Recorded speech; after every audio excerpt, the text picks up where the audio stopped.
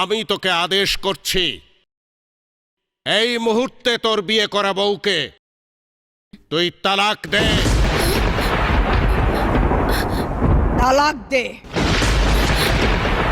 তালাক দে।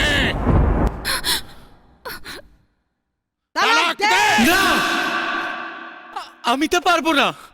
শিমুল, তুই আল্লাহ এবং পবিত্র কোরআনের কসম খেয়ে আমার কাছে ওয়াদা করেছিলি, তুই তোর ওয়াদা ভঙ্গ করিস না।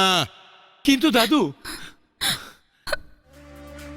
পদ্মকেও আমি আল্লাহ ও পবিত্র কুরআন শরীফকে সাক্ষী রেখে কবুল করেছি, তাই তোমার কথা রাখলে আল্লাহ আর পবিত্র কুরআন শরীফকে অবমাননা করা হবে। তাই ওকে তালাক দেয়া ছাড়া তুমি যা বলবে আমি তাই করব। বেশ, আজ এই মুহূর্তে তোর ফুপু তোর বউয়ের হাত ধরে টেনে হিসড়ে এপার থেকে ওপার শিকদারের বাড়িতে ফেলে দিয়ে আসবে। দাদু, কিন্তু তুই কোনো বাধা দিতে পারবি না।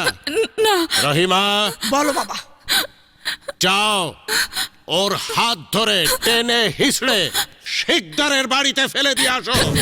না দাদু, ফুপু, শিমুল, নিয়ে যাও। শিমুল, ফুপু,